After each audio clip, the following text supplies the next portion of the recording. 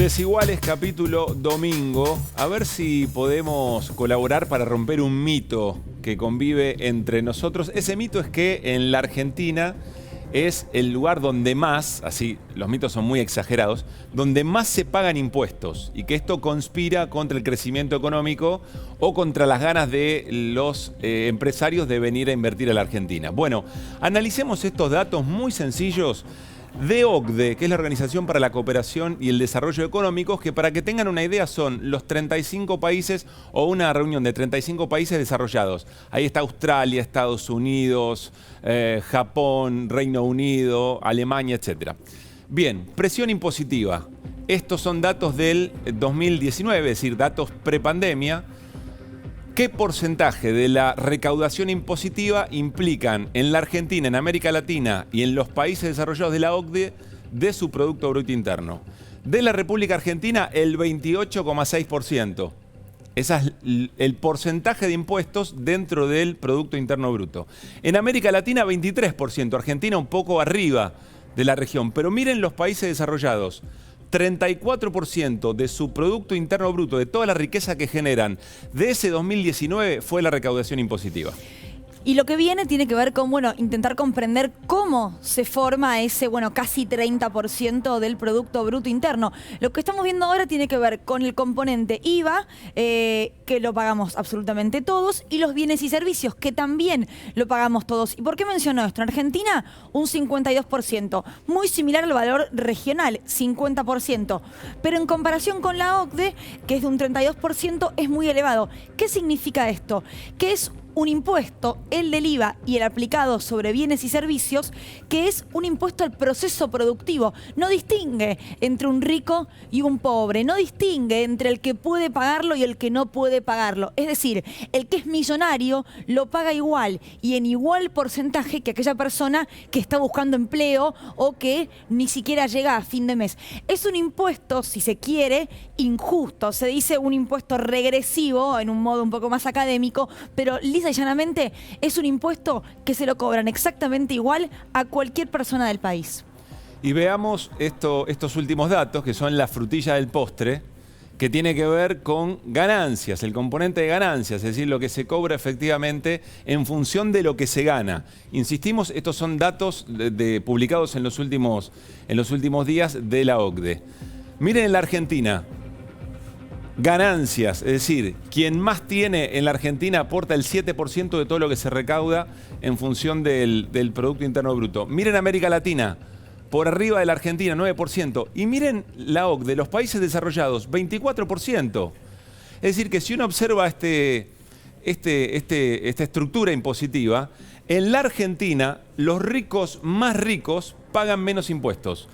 Muy distinto de lo que ocurre en los países desarrollados. Buenas noches, Lucila, ¿cómo estás? Muy buenas noches, Pablo Caruso. La pregunta siempre tiene que ver con el por qué, ¿no? Porque, constantemente se escucha desde la oposición y desde el oficialismo una idea común, que es que tiene que haber una reforma tributaria, que hoy por hoy el sistema impositivo argentino no cierra mucho, no termina de encajar. La pregunta es, ¿qué reforma quiere un sector político y qué reforma quiere otro sector político? ¿Quién tendría que pagar menos y quién tendría que pagar más en todo caso? ¿Dónde está el error en lo que es el sistema tributario actual? Porque si yo pienso en las últimas medidas adoptadas por el gobierno nacional, como por ejemplo el aporte extraordinario a las grandes fortunas, no estaban todos de acuerdo en que ganancias o lo que tiene que ver con el impuesto a los ricos sea mayor. Efectivamente, no solamente ese impuesto, también se aumentó durante esta administración la alícuota de bienes personales, que casi había desaparecido durante el gobierno de Mauricio Macri. Bienes personales es patrimonio, otra vez, marca riqueza, que más paguen los que más tienen, los que más pueden, eventualmente para sostener las políticas del Estado. Y el otro elemento muy importante es que cerca de 1.300.000 trabajadoras y trabajadores registrados dejaron de pagar ganancias por la modificación también de las escalas y los pisos, etc.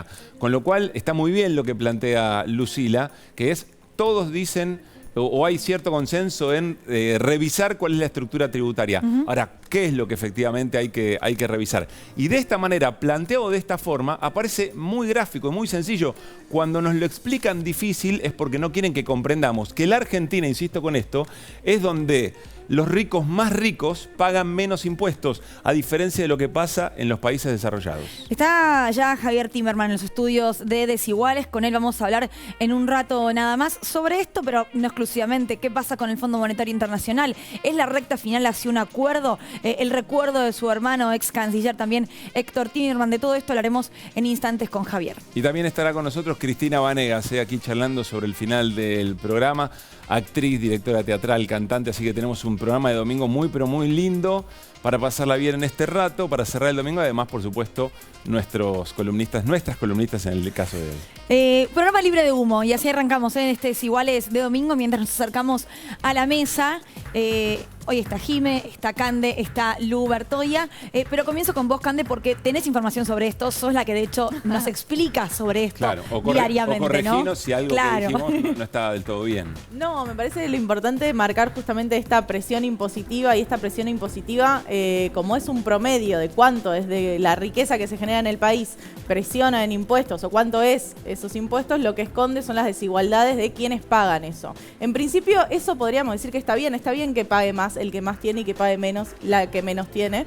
El problema es que es justamente al revés. Los impuestos que más recaudan son los impuestos indirectos, que son los que pagamos todos y todas en la misma medida y que obviamente simbolizan más en los sueldos de las y los trabajadores. Entonces hay un sesgo acá que tiene que ver con la clase, que tiene que ver con los ingresos que de estas personas, y que también tiene un sesgo de género, porque al haber una feminización de la pobreza, es decir que si vos vas al grupo poblacional de menores ingresos, hay un 70% de mujeres y hay una masculinización de la riqueza, que es, si vas al grupo de más ingresos, hay un 70% de varones.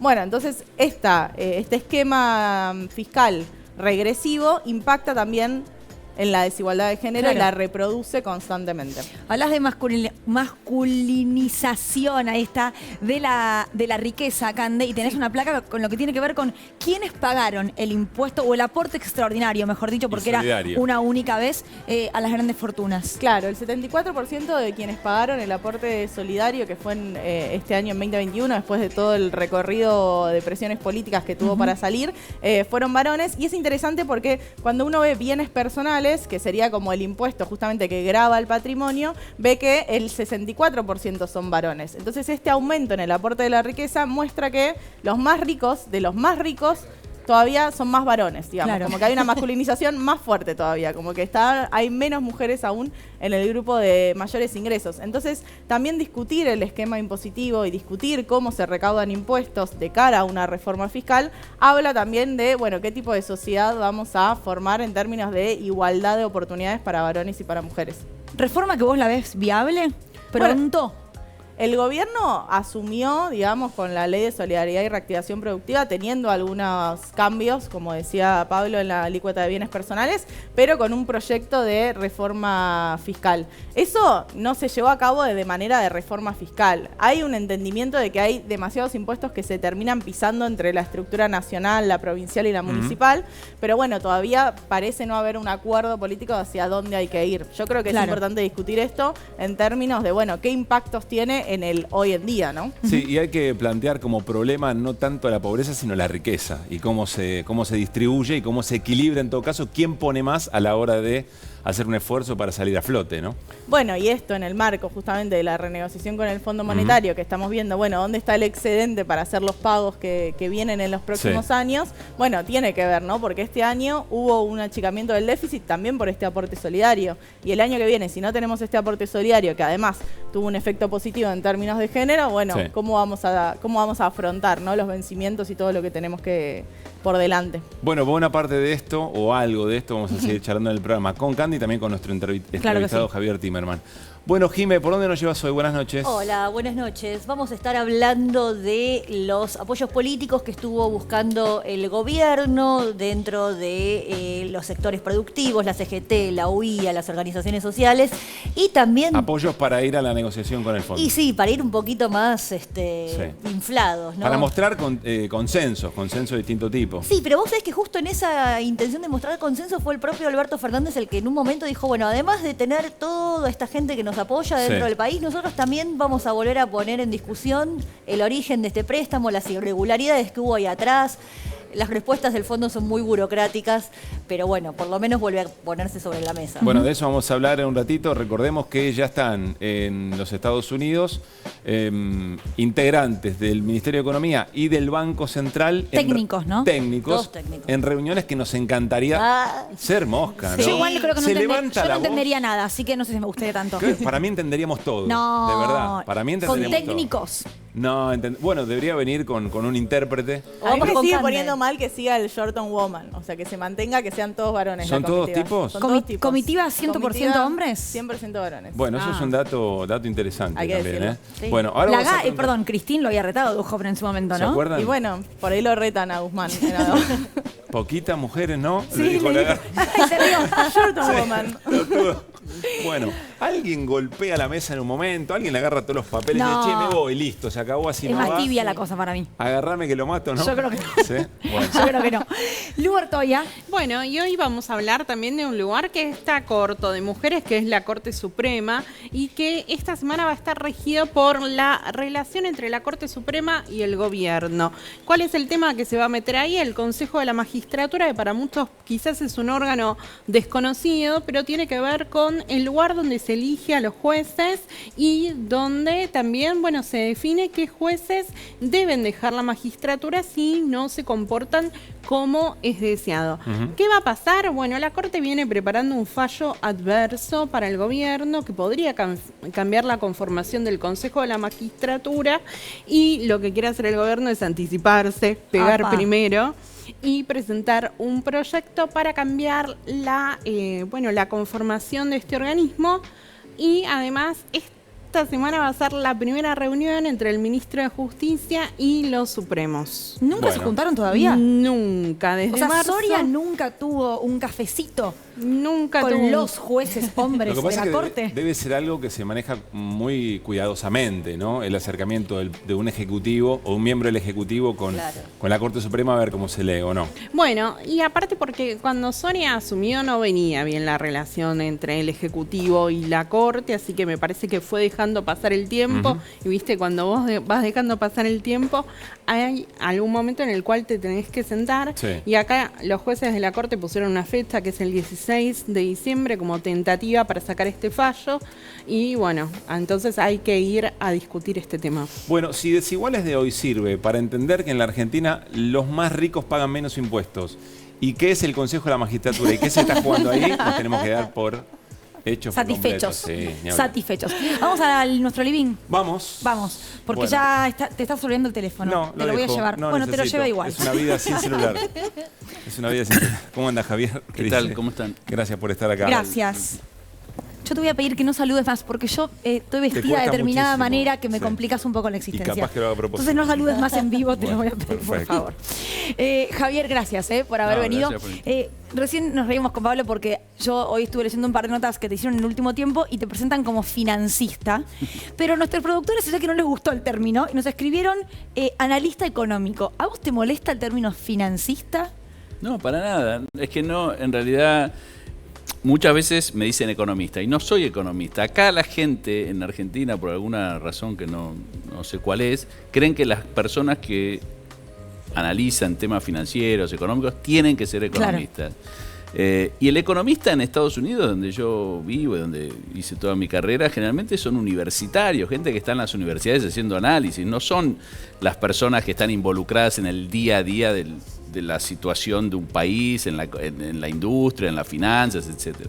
Así que no sé, soy Javier Timerman. Sos además director de un fondo de inversión, digamos. Sí, bueno, soy director de una compañía financiera. Sí. Claro. ¿Sos una suerte, o alguna vez fuiste algo así como un lobo de Wall Street o algo que se le parezca? No. En realidad soy una persona bastante particular. Hay un libro escrito sobre los argentinos de Wall, que están en Wall Street o que estuvieron en Wall Street, que lo escribió justamente alguien que fue subsecretario de comunicación en el gobierno de Macri, Hernán Iglesias Ilia. Sí. Sí. ¿Cómo? Él, No cuando sabía vivía en ese Nueva libro. York, escribió un libro sobre los argentinos en Wall Street. Y Ajá. me tuvo que dedicar un capítulo porque yo era diferente. O sea, todos los argentinos tenían una visión política más. Y yo era como la oveja negra porque a pesar, o trabajaba en Wall Street, compartía un montón de inquietudes que compartíamos los argentinos ahí, o las personas que trabajábamos en Wall Street, pero además tenía una cierta inquietud política, social, derechos humanos, etcétera, que no eran parte de lo... ¿Y no hay un prejuicio, alguien que tiene tanto interés político como vos, o que efectivamente tenés ciertos valores arraigados a la ética política, dedicarse a los mercados, no hay ahí como no hay una contradicción? Porque suelen ser los mercados, a veces pueden actuar de acuerdo a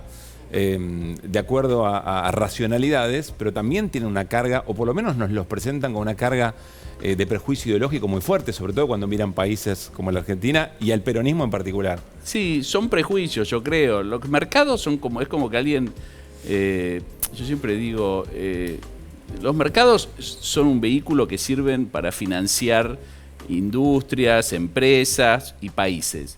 Ahora, si vos no los sabés usar o los usás de una manera no apropiada para lo que necesita un país, una industria, bueno, una industria se irá a la quiebra, una persona también se irá, si toma más crédito del que necesita o del que puede pagar, o el banco agresivamente le presta más de lo que la persona puede llegar a pagar, va a haber un problema. Y con los países pasa lo mismo, pero yo no le puedo echar la culpa a los mercados. Yo no soy de los que cree que los mercados tienen la intención de ir a destruir países o destruir industrias.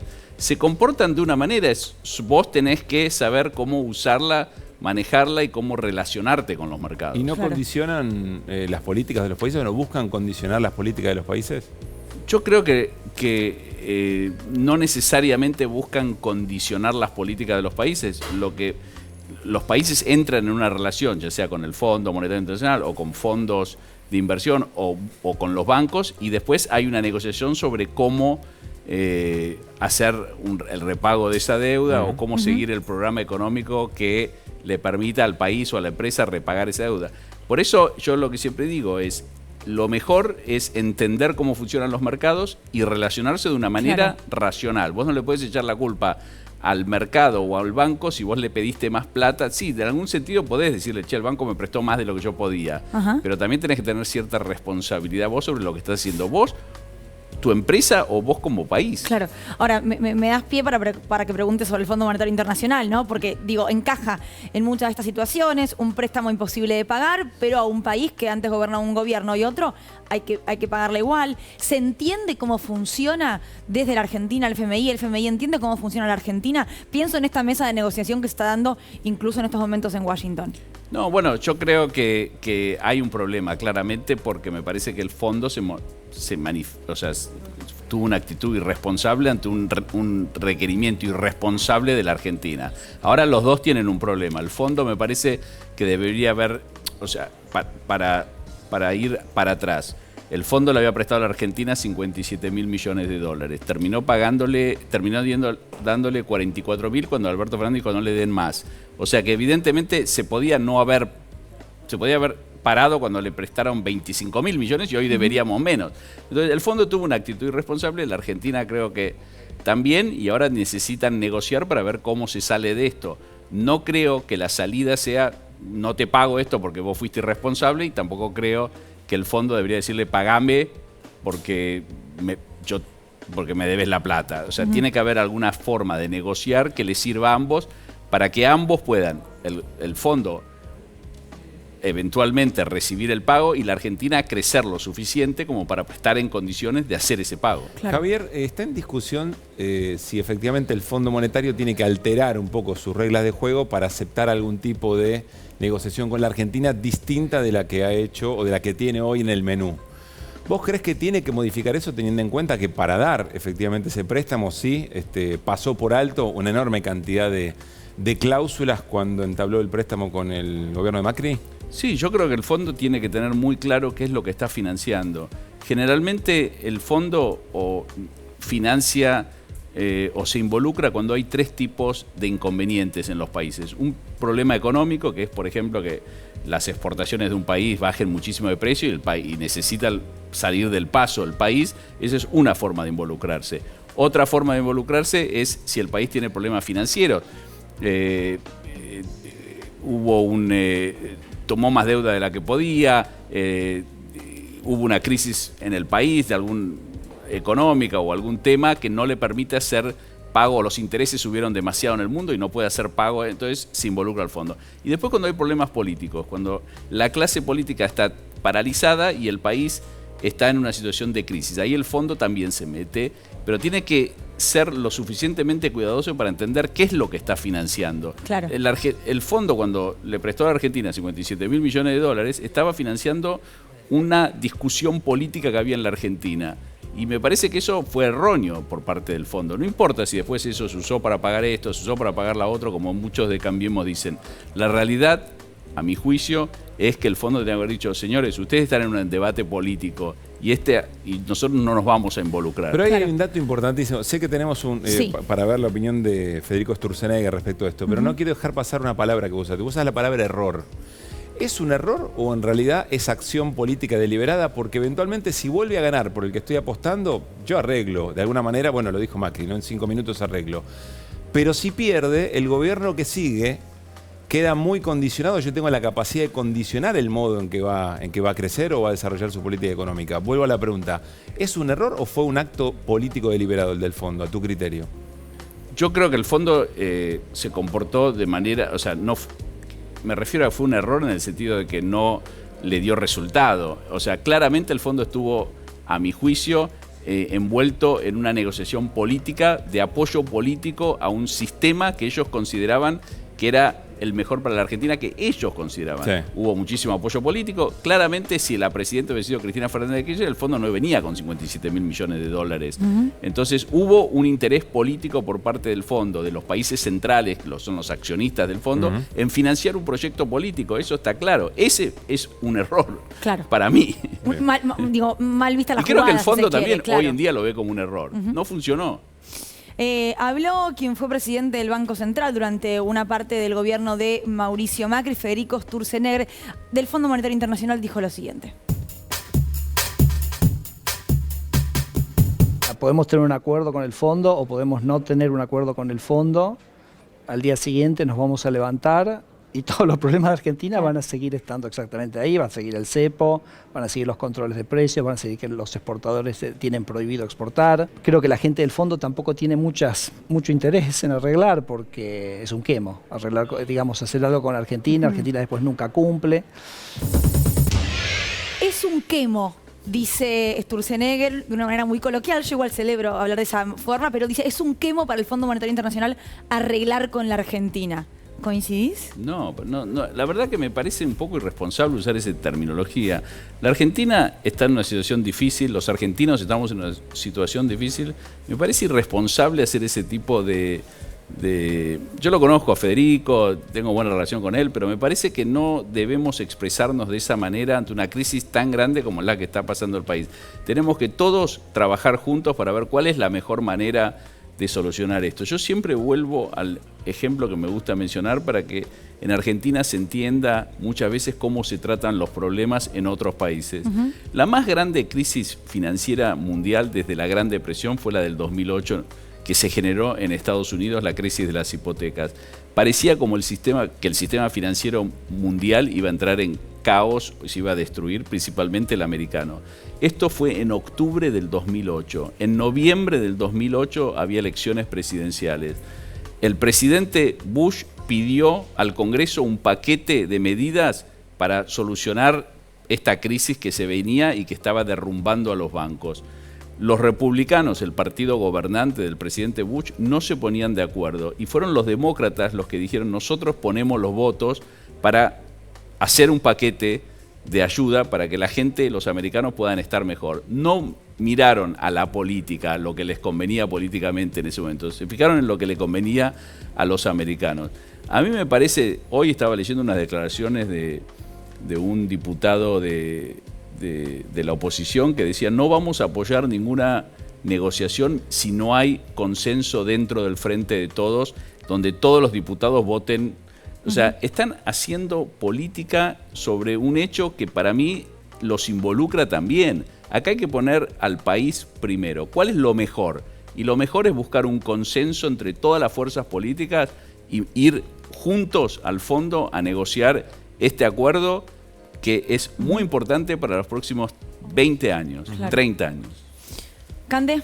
Sí, no, yo quería preguntarte justamente cómo ves en este contexto de crisis tan aguda en Argentina con un panorama internacional cada vez más complicado para los países emergentes en general, desde tu mirada como financista, ¿no? Sí, yo creo que el panorama internacional se está complicando porque Estados Unidos está subiendo la tasa, porque hay menos apetito a las inversiones para los países emergentes. Creo que claramente es un problema y justamente por eso tenemos que mostrar ciertos consensos básicos que nos permitan por lo menos sacarnos de encima esta constante presión que es: vamos a tener un acuerdo con el fondo, no vamos a tener un acuerdo con el fondo. Eso limita muchísimo la capacidad de un país de atraer inversiones. Y las inversiones son muy importantes para crecer.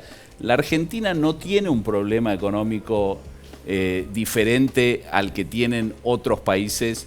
Incluso los índices económicos de la Argentina son relativamente sanos. Lo que pasa es que tenemos un problema de credibilidad que no nos permite financiarnos. Ajá. El otro día vino acá Aracre, no me acuerdo ahora, Antonio Aracre de Singenta, y él decía que lo que necesitaba Argentina era previsibilidad, confianza. Vos haces mención en varias ocasiones a esto de, bueno, se necesita confiar. La pregunta es, ¿qué tiene que ocurrir para que se confíe?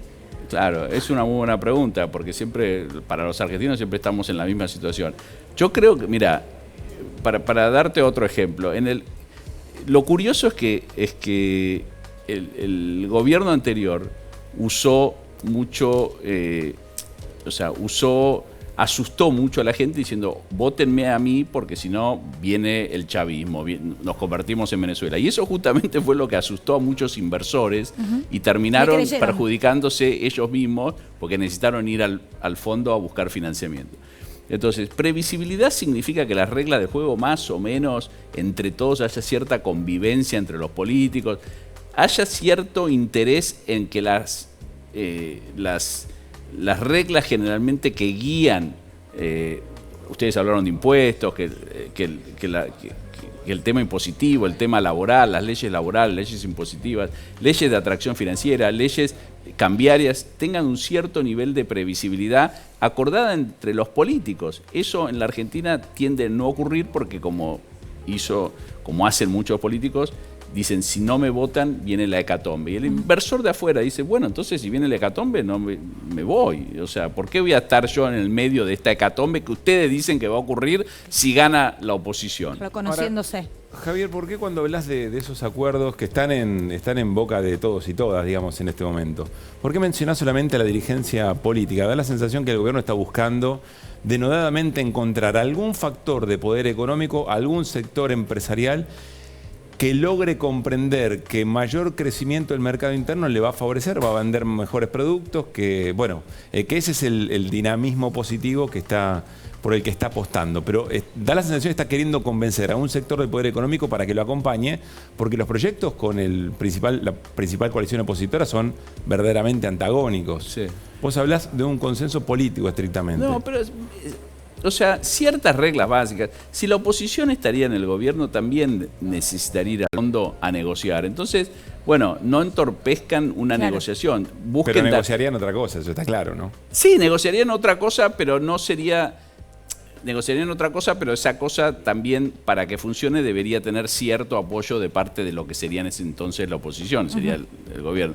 Entonces, a mí me parece bien lo que hace el gobierno de ir a hablar con la Asociación de Industriales, hablar con los gremios, hablar y llegar con algún tipo de políticas consensuadas. Me parece que eso lo está haciendo, lo debería haber hecho antes, porque parte de lo que se cuestiona en este acuerdo, que seguramente salga, es por qué no se hizo antes. O sea, ¿por qué no se negoció antes? Y es difícil responder esa pregunta. ¿Por qué no tenemos un acuerdo hace 1 año y medio si el problema estaba? En el medio de una pandemia, ¿no? No hay que olvidar. Sí, vino la pandemia, pero justamente la pandemia hubiese beneficiado de alguna manera porque el fondo estaba como asustado de que los países se caigan del mundo. Bueno, no sabemos eventualmente qué tipo de conversaciones se iniciaron o si efectivamente desconocimos, quizás no se conocieron públicamente. Claro, pero los mercados, estábamos hablando un poco cuando empezó la charla sobre los mercados. Los mercados le temen a la incertidumbre. Entonces, cuando ven que algo no pasa, dicen, no sé, no pasa, mejor me corro también, ¿no? Claro. Entonces, en los mercados lo que proveen es financiamiento, es lo que uno necesita muchas veces.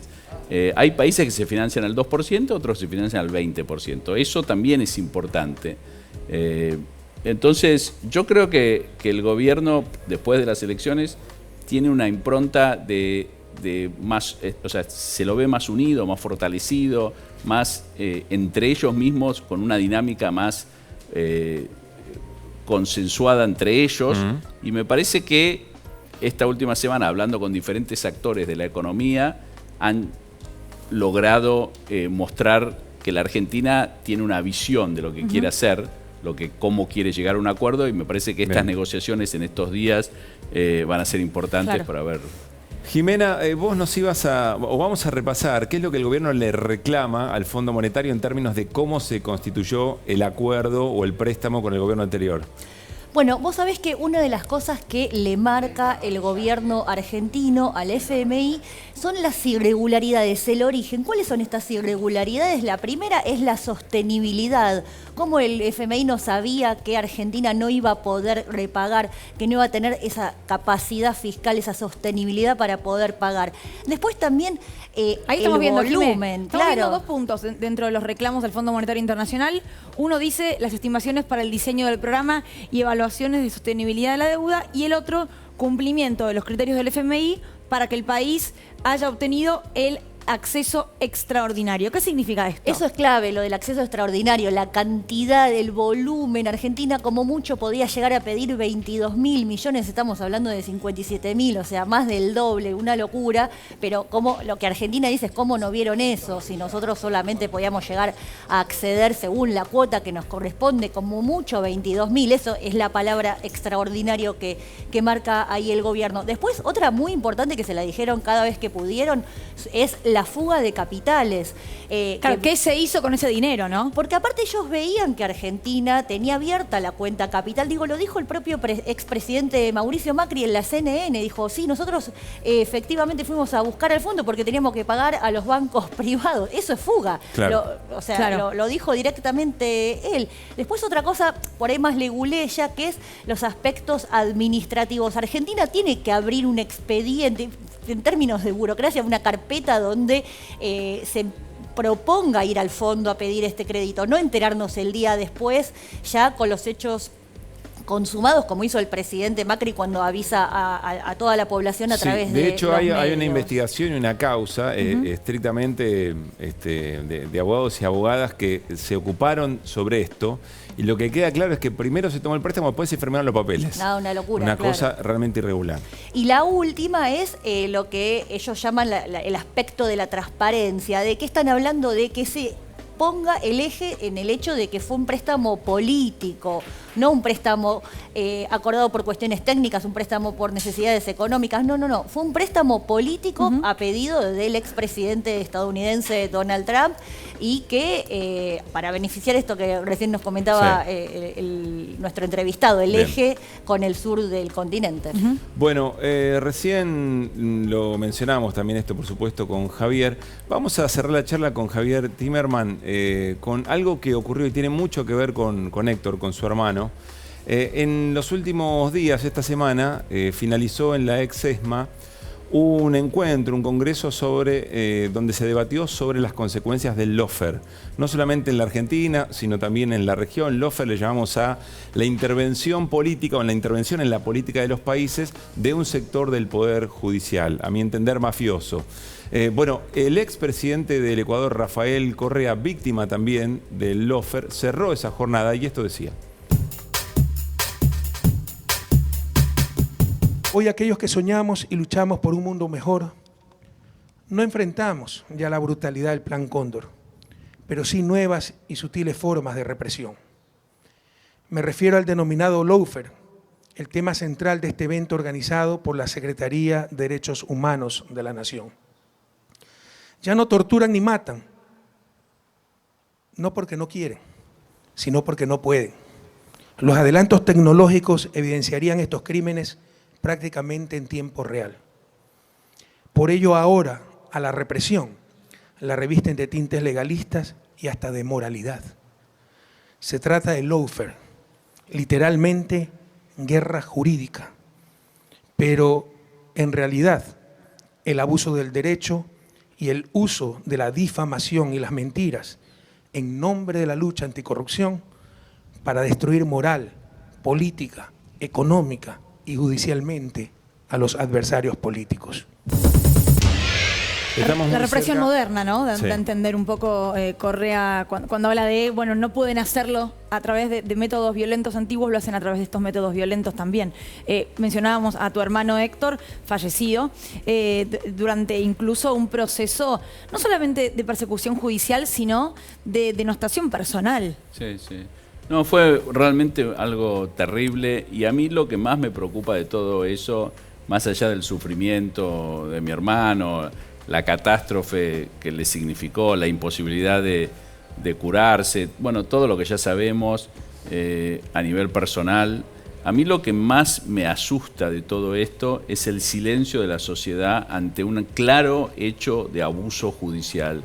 O sea, ¿cómo puede ser que la sociedad, el establishment, la política, a gente que sabía lo que estaba pasando haya quedado tan en silencio? A mí realmente, con las diferencias del caso, con todas las diferencias que hay, el silencio, estoy hablando del silencio que hubo respecto a esta persecución judicial, me hizo acordar mucho el silencio que hubo durante la dictadura, cuando pasaban cosas y nadie se animaba a decir nada. ¿El silencio de quién, Javier? El silencio de toda la clase política, me refiero, o sea, más allá de obviamente la gente que los compañeros de mi hermano en el gobierno, obviamente que lo defendieron y todo, pero no puede ser que desde la oposición no se hayan escuchado voces, no puede ser que desde empresarios, amigos de mi hermano, personales. gente, ¿cómo? Amigos personales, digo. Amigos personales, o sea, hubo mucho ¿Y la silencio. colectividad judía? La colectividad judía. Bueno, la colectividad judía, las organizaciones judías fueron los principales impulsores de esta tremenda acusación. Hablaban de que era un traidor, yo recuerdo en esa época, ¿no? Digo, era una cosa... La acusación era... Sí, La sí, acusación sí, era sí. tremenda. O sea, desde el punto de vista para una persona como mi hermano, que siempre trató de avanzar la causa, de esclarecer este incidente, donde mi padre también fue acusado de traidor a la patria durante la dictadura, y de repente una acusación que ni siquiera, no sé, ni Videla fue acusado de traidor a la patria. Una acusación nefasta solamente para perseguir políticamente a Cristina, creo, porque creo que si no hubiera sido... Pero ¿no crees que ese silencio, como aquel que vos referenciabas, en realidad esconde no solamente una complicidad, sino un beneficio en función de lo que se estaba queriendo lograr políticamente? Claro, o sea, creo que se usó al Poder Judicial para perseguir políticamente adversarios. Creo que, no sé, la verdad que no sé bien la dinámica, o sea, claramente había intereses políticos, pero creo que la justicia de por sí actúa de esa manera y estoy seguro que es gente de la oposición ahora acusa a muchos jueces de hacer lo mismo, los acusan. Ahora bien, si ellos hubiesen protestado cuando se acusaba al gobierno, a este gobierno, cuando hicieron la acusación de traidor a la patria a mi hermano, a Cristina, si ellos hubiesen dicho, muchachos, esto no, hubo una ley votada en el Congreso, a lo mejor hoy en día habría más consenso respecto a si ellos son perseguidos o no. Pero claro, es parte de esta pelea que involucra a la justicia, y un país sin justicia es un país inviable. Realmente. Bueno, varias veces dijiste que a tu hermano le preocupaba más la justicia que su propia muerte. Totalmente, por eso cuando él, yo siempre lo cuento esto, yo estaba con mi hermano en Nueva York cuando él estaba haciéndose el tratamiento y recibió el llamado de Graciana diciéndole que no vuelva porque era inminente su detención. Él de ahí se fue al aeropuerto para volver. Vos le dijiste justamente. quedate. Yo le decía que se como quede, hermano. obviamente le decía que se quede, pero él realmente consideraba que era muy importante dar testimonio y no escaparse, porque si no todo esto hubiese sido, se escapó porque es culpable, etc. Mi padre hizo exactamente lo mismo durante la dictadura. Él se podría haber salvado, él estuvo torturado, estuvo preso 2 años y medio, estuvo en campos de concentración, se podría haber ido del país. Tenía los recursos pero claramente no lo para hizo, hacerlo. Tenía los recursos para hacerlo, Claro, digo. pero aparte sabía que lo iban a detener, porque era Vox Populi que lo iban a detener, pero él dijo, no voy a escaparme, y tuvo una conducta. Y me parece muy importante para mí que mi hermano haya dado ese mensaje, pero también me parece importante que la sociedad recapacite y se dé cuenta que no es, en política no vale todo, que hay ciertos límites, y el caso de esta persecución y de otras también es un caso, son casos límites. Realmente no se puede perseguir adversarios porque después terminamos viviendo en una selva. Sí, claro. Javier, gracias. Cumpliría No. años dentro de poco, Héctor, ¿no? Dicho sea de paso. Sí, Héctor cumpleaños el 16, generalmente lo celebramos con compañeros De de diciembre. él. En la unidad básica. En la unidad básica que se hizo. Siempre digo Esa. que hay como 3 o 4 unidades básicas.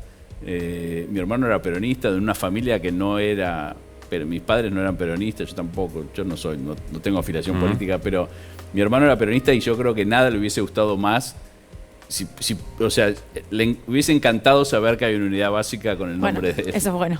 Gracias, Javier, por Javier, haber nada, venido. Gracias por invitarme. Muchas gracias. Tenemos que hacer una tanda ahora al regreso. Bueno, más información con nuestras compañeras y ya están en los estudios de Desiguales Cristina Vanegas, con quien vamos a dialogar. Quédense, ya venimos.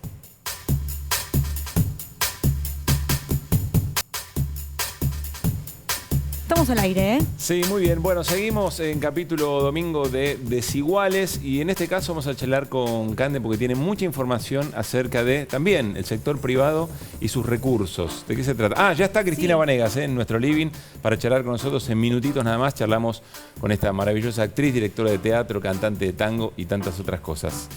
Bueno, Cande. Bien, sí, traje información del informe de deuda externa de los privados que tiene que ver con la riqueza en Argentina justamente por la experiencia de lo que fue en el 82 la estatización de la deuda privada. Entonces, de la Torre para Página 12 hizo el relevo de cuánto es la deuda que está actualmente en manos del sector privado, deuda externa, deuda en dólares, pensando en la reestructuración. Sector privado son empresas. Sector privado son empresas y son personas. Es el sector privado, bien. bueno, ¿cuánto debe a agentes externos? La cuenta para el 2021 da 80.200 millones de dólares, o sea, 80.200 millones de dólares, si lo dije bien. Es Y el 40 mucha plata, ¿no? es mucha plata, es más que lo que estamos renegociando con el Fondo Monetario Internacional en total, y algo que preocupa es que el 42% tiene que ver con deudas de las empresas con las propias casas matrices. Tengo una duda Sí. muy tonta por ahí, pero si son deudas de privados, Sí. ¿por qué le importan al Estado? Perfecto. Importan porque como justamente están en dólares, esos privados tienen que conseguir los dólares en el Banco Central, que es quien tiene la centralización del mercado cambiario. Digo, y así como los $200 que no podés comprar, digamos, o así como se financian viajes al exterior, el Estado debe financiar esta deuda de privados, aunque no sea poniendo el dinero, sino dándoles los dólares. Exacto, vendiendo los dólares. Ok. Ahora también importa a qué precio le vende los dólares, porque justamente esta deuda se hace, por un lado, con las casas matrices, pero también se hace, y es muy conocido, el adelantar importaciones. Entonces, como yo creo que puede haber una devaluación o lo que sea, yo adelanto importaciones porque el tipo de cambio que tienen es el de 100 pesos, que es el tipo de cambio mayorista. Claro. Entonces, importa porque son reservas que se van del Banco Central a un tipo de cambio muy bajo. Claro. o subsidiado, podríamos pensar, Claro. para estas empresas. Entonces, A esta altura ya sabemos que el problema más grave que tenemos tiene que ver con la restricción de dólares, ¿no? El problema económico más grave que tenemos. sí, es lo que se está charlando porque justamente la discusión de las reservas, de cuántas reservas quedan de cara a la negociación con el Fondo Monetario y con los vencimientos que hay Sí. en el 2022 es lo que más preocupa. Entonces empiezan a haber estas discusiones, ¿no? Bueno, cancelamos los pagos en cuotas. Bueno, pero ¿dónde se están yendo las reservas Acá. de hecho? Y ahí está esta cuenta que hace de la Torre que tiene que ver con, bueno, ¿cuál fue el saldo comercial? Digamos, cuando vemos lo que vendimos en relación a lo que compramos del exterior, vemos que ese saldo comercial en los 22 meses de Alberto Fernández fue de 18.500 millones de dólares. Y sin embargo, cuando vemos a favor, y cuando vemos la balanza comercial total, o sea, cuando vemos cuánta plata se fue por deuda y demás, bueno, se desaparecen 11.000 millones de dólares. Entonces no es más que un goteo, es como un chorro que sale Pero de ¿de las dónde salen reservas esos internacionales. 11.000? Esos 11.000 millones, ¿de dónde salen? De Porque esos 18.000, Sí. 11.000 se fueron para el pago de intereses De de deudas. estos préstamos y adelanto de importaciones. Una pregunta, ¿podemos volver a la placa que estaba compartiendo con nosotros Candelaria Boto? Porque pasamos algo muy rápido.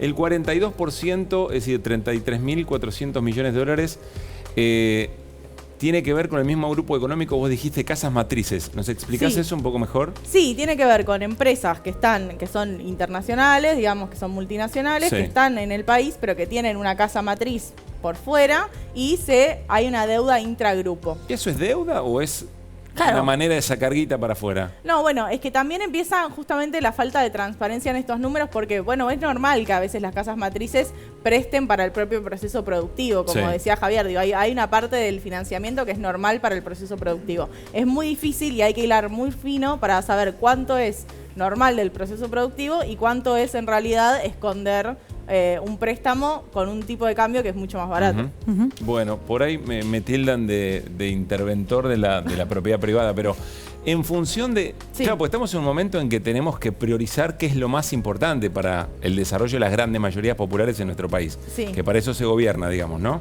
No se puede decir, bueno, che, aguanten un cachito. Si es guita que ustedes le van a mandar a sus propias empresas, aguanten un cacho porque necesitamos esos dólares para otra cosa.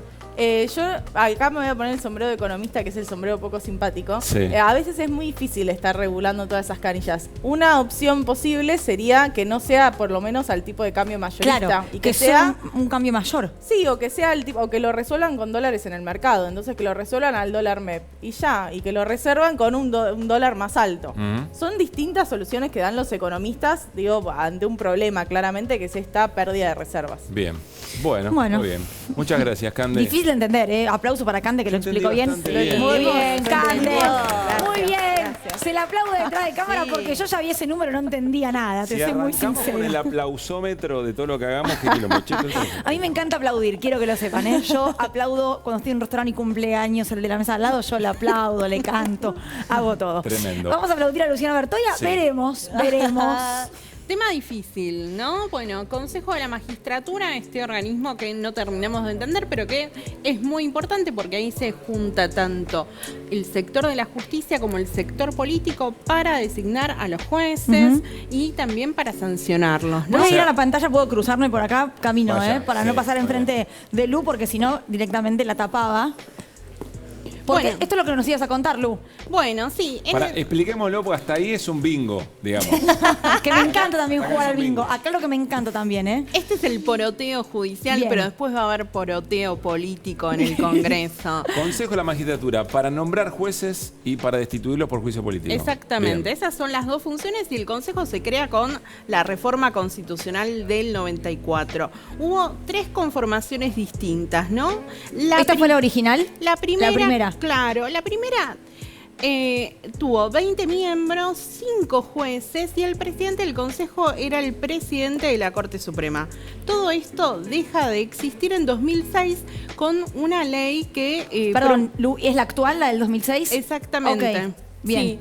Sí, con una ley que promueve Cristina Fernández de Kirchner. Esta es la composición que estamos viendo actual, es la que tiene ahora el Consejo de la Magistratura, que tiene ahí su sede en la calle Libertad, cruzando la Corte Suprema. Bueno, son 13 integrantes y tenemos 3 jueces, 2 abogados, uno por la capital, uno por el interior, ¿no? Bien, tengo una pregunta.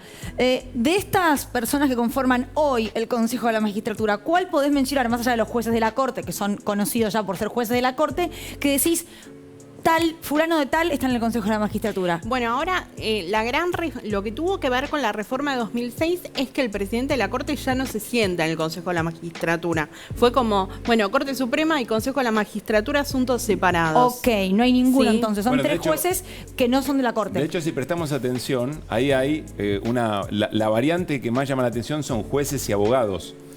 Yo creo que ahí, corregime Lu, está el asunto en este momento. Es decir, la corporación judicial, perdón si ofendo a alguien nombrándola así, la corporación judicial, ¿qué integración tiene o qué peso tiene el Consejo de la Magistratura? Bueno, es muy importante la corporación judicial, pero ahí los jueces que hay, los 3 jueces, están divididos. Hay uno que es más afín al gobierno, hay uno que es opositor y hay uno que negocia, digamos, porque responde a 3 líneas distintas de la Asociación de Magistrados. Bueno, lo que está por pasar es que desde 2015, o sea, hace 6 años, la Corte Suprema tiene cajoneado acompañado un fallo que había sacado la Cámara Contencioso Administrativa por un planteo que había hecho el Colegio de Abogados de la Ciudad de Buenos Aires, el colegio de la calle Montevideo histórico. El tradicional, ¿no? No es el de Corrientes. No, tradicional en un modo no positivo, digamos. Claro. ¿no? Conservador. Sí, Conservadora, bueno, con de derecha, de podríamos derecha, de la City porteña. Puedo seguir, ¿eh? Abogados de represores y Bien. otros. Bueno, entonces, la Corte viene demorando este fallo. Durante el macrismo que pasó fue Marcos Peña y le dijo, no me saques este fallo que me vas a declarar inconstitucional la conformación actual, me vas a generar un problema, porque nosotros vamos a avanzar con una reforma. Entonces la Corte, ¿qué hizo? Lo volvió a guardar. Pero, bueno, en los últimos meses desempolvó este fallo y ya vienen diciendo que lo van a sacar el 16 de diciembre. Una manera muy clásica de la Corte de hacer política, retener un fallo o efectivamente Se sacarlo, lo tiró ¿no? en un momento por ahí álgido y aparte con toda esta connotación, ¿no? Porque la ley de 2006 es la ley de Cristina, Ahora, ¿no? Lu, mi pregunta es, acá dice proyecto oficial, ¿es lo que enviaría el gobierno nacional para frenar lo que quiere hacer la Corte? Es exactamente eso, es un Ok. gesto que quiere hacer el gobierno nacional y decirle, mira, yo te voy a presentar esto, nosotros vamos a cambiar la integración, vamos a sumar un juez, vamos a pasar, en vez de 3 jueces van a ser 4, vamos a duplicar la cantidad de abogados y no vamos a dar más lugar al estamento político, como se conoce. Este número, bueno, es muy parecido a uno que había presentado el ministro de Justicia de Mauricio Macri, Germán Garabano, que él quería llevar el Consejo a 16 integrantes. Y ¿se acuerdan del Consejo Consultivo que convocó Alberto Sí. Fernández? Bueno, ellos dijeron que había que conformar un consejo de la magistratura de 16 integrantes. Entonces, lo que están haciendo es recuperar estas trayectorias y tratar de plasmarlas en un proyecto. Todo esto tiene que ser antes de la reunión que el martes a las 10 de la mañana tiene Martín Soria con los 4 integrantes ¿Ahora? de la Corte Suprema. Tiene que ser mañana. Bueno, lo que se vienen diciendo A ver, es pero para concluir un poquito, o sea, hay menos cantidad de representación de la política, la política queda igual, que es el elemento más... Queda igual, no hay menos. Bueno, pero que es... pierde, claro, la Claro, pierden personas que están electas democráticamente, digamos, y se suman abogados y jueces que tienen, bueno, una representación dentro Sectorial. de sus propios sectorial dentro de su propio Exactamente. de sus propias cofradías, digamos. O sea, más presencia de la corporación judicial, menos de la política. Bueno, la política Que igual. puede salir mal. Que puede salir mal, va a ser difícil, por supuesto. Bueno, hay que ver qué sucede. En el momento, a ver, yo estuve preguntando en la Corte, ¿no? Y con Pablo decíamos, estuvimos llamando gente el domingo, ganando amigues, se puede llamarla. Y ellos que dicen, bueno, te van a presentar un proyecto, ¿qué vas a hacer con esto? ¿Te cambia algo el fallo? ¿No lo vas a sacar? Bueno, hasta ahora dicen, estos son trascendidos periodísticos. En otras vocalías, porque hay que hablar con distintas vocalías, dicen, bueno, no, este es un tema del Congreso, entonces es importante que lo hagan. Y ahí el tema es, bueno, Jimé por ahí me puede ayudar, pero ¿se van a juntar los votos para sacar una ley que necesita una mayoría absoluta? Lo que pasa es que hay malos antecedentes en ese sentido porque primero fue la reforma judicial que todavía duerme en el limbo de los buenos y después el cambio del procurador que tampoco prosperó. O sea, las dos iniciativas del Ejecutivo en el Congreso con el mundo judicial quedaron ahí frenadísimas. Claro, esto viene en el contexto muy importante de promesa de reforma del Poder Judicial que Alberto Fernández en un momento calificó como una de las cuestiones más terribles que nos estaban pasando en términos de Y democracia. su proyecto personal también siempre le puso mucho... Las cloacas de la democracia, los sótanos de la democracia, Sótanos de la había dicho. democracia, sí. Ahora, yo diría, hay que ver de qué se trata el proyecto para saber si va a tener consenso o no, porque me parece que puede haber consenso si el proyecto satisface a las partes que están observando esto. En el Consejo de la Magistratura que tiene la conformación del Congreso de alguna manera, yo pregunté, bueno, ¿cómo lo están tomando? Y el proyecto está bien. Lo que pasa es si van a querer pagar el costo político de apoyar un proyecto que está presentando el gobierno, ¿no? Esa es la evaluación que hacen. Qué difícil. Bueno, gracias, Lu. ¿Y? ¿Estuvo bien? ¿Se entendió? Sí. Aplauso para la señora Bertoya, chicos, por favor. ¡Aplauso! Bueno, nos vamos al encuentro de Cristina Vanegas, ¿te parece? Cuando termina lo aplaudimos, también está acostumbrada a los Nos aplausos vamos a igual, es reencontrar, actriz. sí. Ella sabe de aplausos, Caruso. Hola Cristina, ¿cómo estás? ¿Cómo está? Te pedimos 1000 disculpas por esto, es la manera en que los domingos nos sale a hacer este programa. Las cosas difíciles con alegría. Pero perdón, ¿el aplauso no es un poco el alimento también del actor, de la actriz, Cristina? Sí, bueno, sí, es, digamos, es la respuesta, la reacción del público a lo que sucedió esa noche, ¿no? A veces suceden todas las noches grandes aplausos y a veces no. ¿Y genera algo cuando no ocurre? Cuando es un aplauso un poco más tímido, uno dice, ¿qué pasó? O no, En pasa. general yo creo que hay obras que recaudan muchos aplausos y hay obras que no. Claro. Estábamos charlando, Cristina, qué sentirías seguramente viniendo al canal. Bueno, porque este año falleció tu mamá hace relativamente poco, Nelly Prince.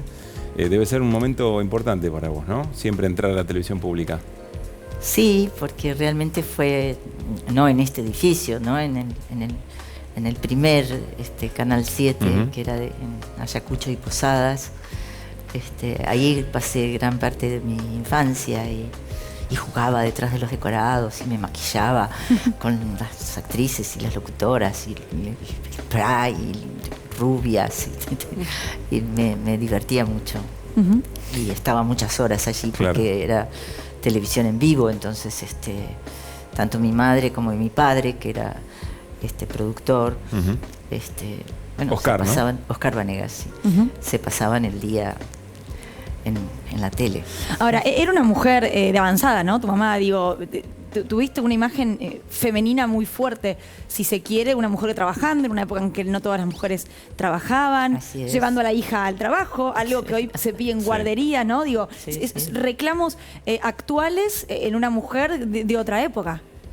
Sí, sí, y además una mujer con una relación con el trabajo muy amorosa y de mucha dedicación, de mucha vocación, ¿no?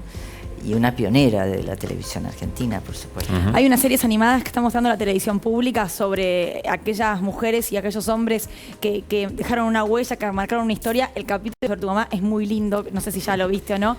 Pero Bueno, se vio en el especial de claro, los 70 años. ahí de lo la vimos y lo recuerdo perfectamente, así que después te lo vamos a hacer llegar para que lo puedas ver, porque gracias. es todo animado, digo, es muy, pero muy lindo. Estás haciendo teatro, para variar, Cristina. Bueno, terminé ayer, ¿no? pero ¿Viste? Te volveremos. dije. Pero volveremos en marzo. Ajá. Estoy haciendo un trabajo sobre las cartas de Manuela Rosas, dirigido por Graciela Camino, en el Excéntrico de la 18, que es nuestro teatro, que dirige mi hija Valentina Fernández de Rosa.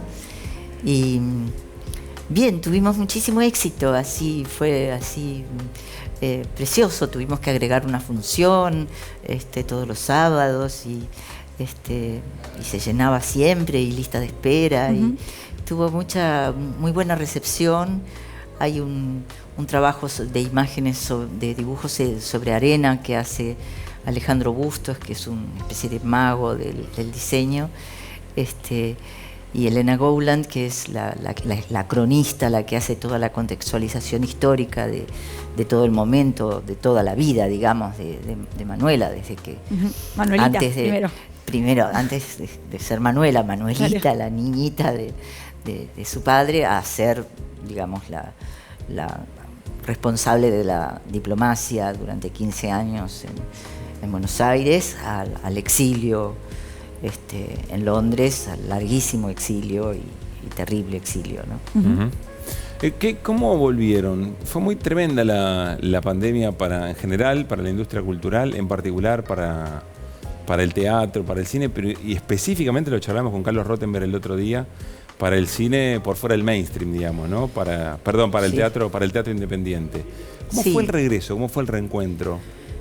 Bueno, de hecho, este trabajo de Manuela Rosas ha sido mi regreso al teatro después de la pandemia, ¿no?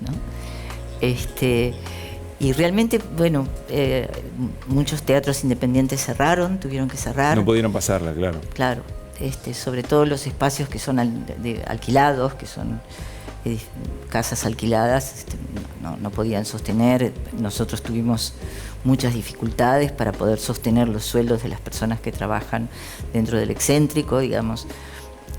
Pero bueno, resistimos. Claro. Estamos cumpliendo 35 años de resistencia y bueno, y somos pioneros también en el modelo de espacios de teatros independientes.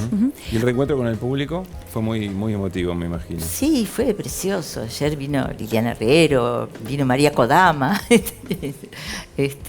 digamos, fue muy, muy bien recibido, Claro. porque es así una especie de cajita de música, ¿no? Hay algo ahí de la imagen y de los contenidos, ¿no? Porque es muy político, por supuesto, ¿no? Que bueno, que fue muy bien recibido.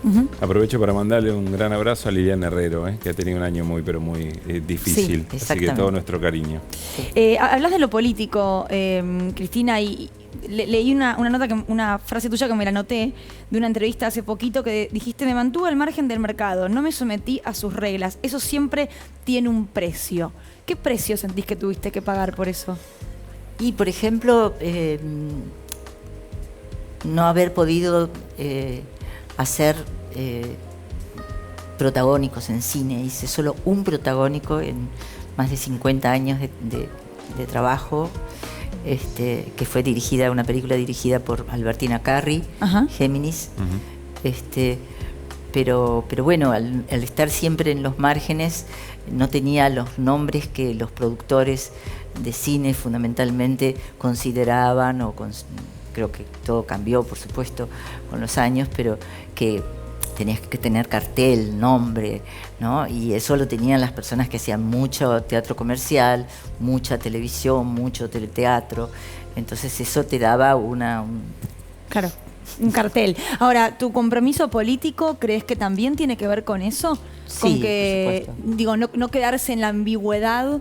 En un punto te terminó, no sé si perjudicando es la palabra porque tenés una excelente carrera, pero sí tirando al margen.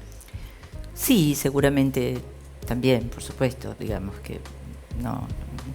He sido durante todo el gobierno anterior tildada de actriz K, por ejemplo, ¿no? Que como una especie de estigmatización, ¿no? Bueno, yo estoy orgullosa de ello, pero me gustaría hablar de algo que está sucediendo en este momento y que nos tiene a toda la gente de la cultura, a los artistas, muy, digamos, nos vamos a movilizar el martes a las 3 de la tarde frente al Ministerio de Cultura de la ciudad y luego iremos a la legislatura porque hay un proyecto de ley sobre los premios municipales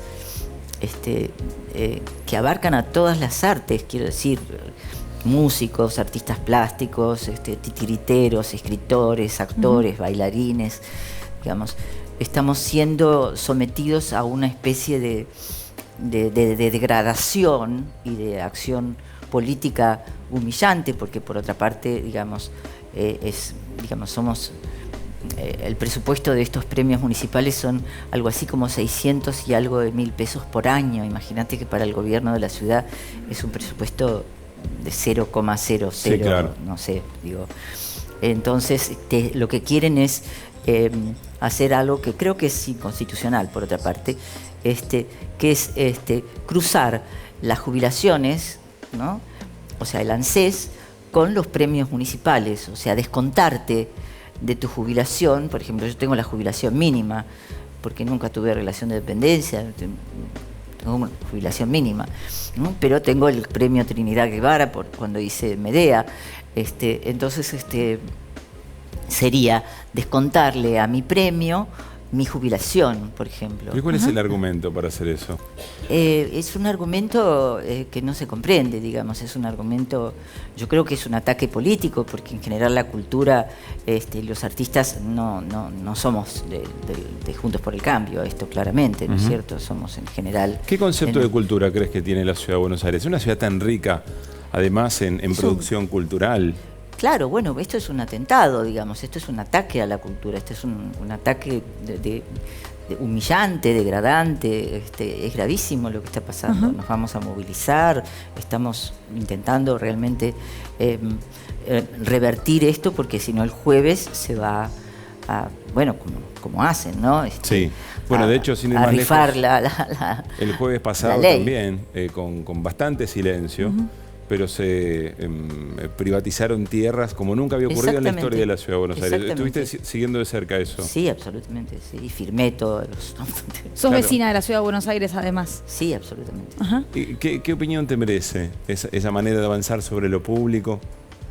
Me parece siniestra, por supuesto. Me parece, digamos, una acción de un nivel de injusticia y de arbitrariedad y de impunidad fundamentalmente, ¿no? Es convertir, digamos, gran parte del gobierno de la Ciudad de Buenos Aires en una gran inmobiliaria que favorece, por supuesto, a una clase social que nos odia, por cierto, los ricos, ¿no? ¿Sentís que te odian? ¿Que los ricos te odian? Yo creo que muchos sí, ¿no? Yo creo que los peronistas, los que somos peronistas, hemos padecido históricamente, digamos, el odio de clase de la oligarquía, de las clases dominantes, de los poderosos. Esto es una historia, es parte de nuestra historia, ¿no? Alguien podría decirte que bueno, que eso es anacrónico, que eso era de otro tiempo. Vos decís que está recontra vigente. Mira esto de la ley, de la ley de los premios municipales. ¿Y cómo se enteran que esto va a votarse, que esto va a salir? Porque suele haber bastante secretismo incluso, ¿no? Como en determinados proyectos. De hecho, se dieron hace unos días los premios Trinidad Guevara de este año. En el Teatro San Martín, con muchos fastos y y hubo gente que sospechó claramente. Y también hubo una citación a varios representantes de nuestros gremios, Argentores, la Asociación de Actores, pero supongo que era para tantearnos, ¿no? Porque lo que nunca nos dijeron eran que tenían bajo la manga este proyecto que es un nivel de recorte además ridículo económicamente. Y el argumento es por la quita que nos hizo el gobierno nacional a la coparticipación. Lo mismo que dijeron sobre la policía. Exactamente, y demás. Sí, lo dicen sobre cualquier cosa. Tengo una pregunta de esto, Cristina, por desconocimiento. ¿Cómo es que un premio luego genera un ingreso a un artista, un actor? Esto de que vos decías, yo cobro la mínima porque nunca tuve un trabajo en relación de dependencia por ser actriz, pero al haber ganado un premio, obtengo... Es un premio, los premios municipales, digamos, sí, que se llamaron premios municipales siempre, son premios que son pensiones vitalicias. Ah, ok. ¿Verdad? Sí. Mínimas, pero bueno, ayudan, y por esto supuesto. Es lo que te van a descontar. Exactamente. De la jubilación. Sí. Cristina, vos tenés un... Como si la jubilación fuera un premio, o como si un premio fuera una jubilación. Y no lo paga la Ciudad de Buenos Aires, ¿no? Digo, aclaremos eso, la jubilación corresponde al gobierno nacional, la ANSES, no tiene nada que ver con la legislatura porteña. Por eso creo que hay un tema también de ilegalidad que se va seguramente a tomar como argumento para pelear esto, ¿no? Claro. Bueno, pondría esto dentro del conjunto de los reclamos históricos que autores, actores, actrices tienen desde hace mucho tiempo. Tiene que ver con la jubilación, tiene que ver con los derechos de autor, bueno, tantas cosas que todavía no se han resuelto. Cristina, vos tenés una formación política realmente muy, muy vasta. Un caso, no sé si es curioso, pero vos tenés formación de izquierda originalmente. Sí, yo fui alumna mucho tiempo de León Rosichner, el gran filósofo marxista León Rosichner. Y hoy te reconoces peronista. No sí, suele pasar. Hemos hecho ese camino muchos. Muchos. ¿Y cómo lo explicas? Dicho sea de paso, izquierda no es no es solamente el trotskismo o el frente de izquierda tal cual la conocemos. Dentro del frente de todo hay espacios de izquierda, digamos, ¿no?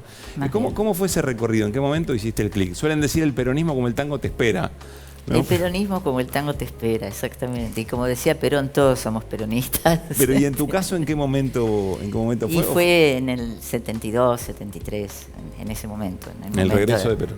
Claro, el regreso de Perón, Cámpora, ese momento fue inolvidable. Bueno, decía, tú tenés un recorrido político realmente muy amplio, tu conciencia política es esta que muestra tu recorrido. ¿Cómo estás viviendo los discursos de odio estos emergentes de ultraderecha, su participación en la política y Bueno, con es- cierto éxito, además. Sí, sí, es alucinante, ¿no? Porque además está ocurriendo en el mundo, ¿no es Sí, cierto? no es solo- solamente aquí, ¿no? Pero hoy estaba viendo justamente por un WhatsApp que el padre del posible presidente de Chile Cast. estaba en las juventudes hitlerianas, Sí, sí. digamos, ¿no? O sea que ya Bueno. viene de una Pero insisto, genealogía nazi intentás hereditaria, digamos. ¿Intentás encontrar la explicación? ¿Te parece que lo hemos tomado demasiado a la ligera en algún momento cuando aparecían como cosas muy excéntricas, incluso más en los medios que en la actividad política? Sí, formal? había algo, digamos, casi desopilante en la imagen de Milei y en sus sobreactuaciones. ¿no Claro, es hasta cierto? actoral, eso te iba a decir, tal cual. Totalmente sobreactuado, Claro. digamos, ¿no? Bueno, Pero- Jorge Duati lo llama la transteatralización.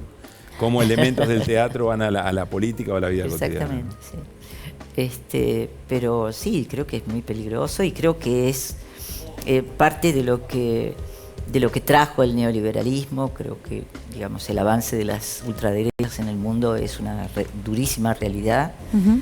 Pero bueno, nosotros estamos acostumbrados a resistir históricamente. Ujú.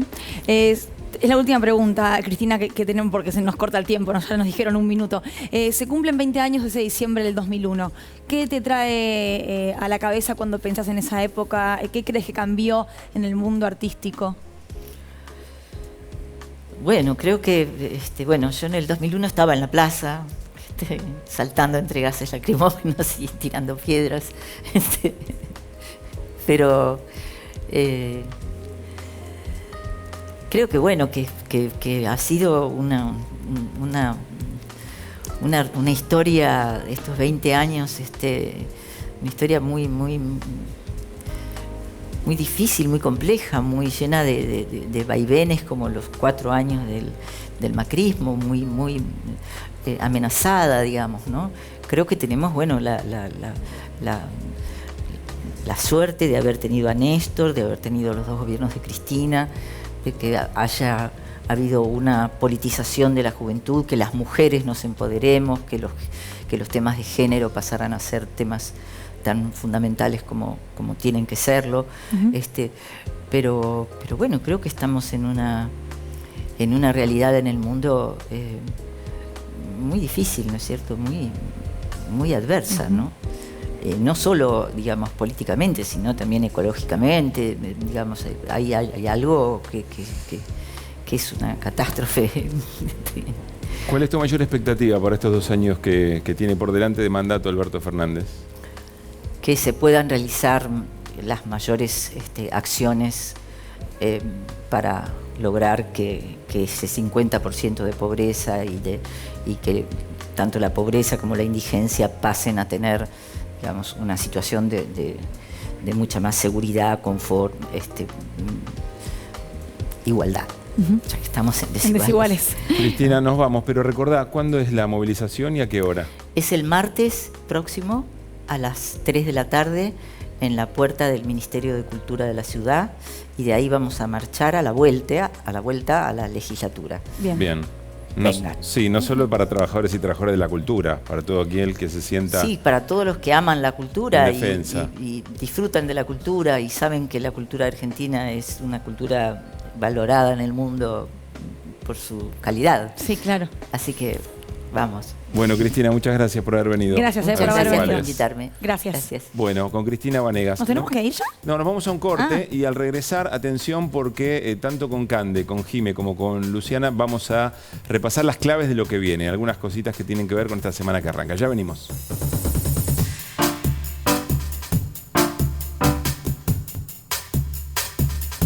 Bueno, muy bien, estamos cerrando edición domingo de Desiguales y lo vamos a hacer con un anticipo de lo que será esta semana en la vida política, judicial y económica de la Argentina, con nuestras columnistas. Lu, en lo judicial. Bueno, mañana o a más tardar martes antes de las 9:30, Mauricio Macri tiene que apelar el procesamiento que le dictó el juez Martín Baba por el espionaje a los familiares de Lara San Juan. Bueno, se descarta que lo haga, lo que quiere Macri es ir a Comodoro Pi, ¿no? Lo que quiere es ir a Comodoro Pi y aparte ya volvió a recusar al juez.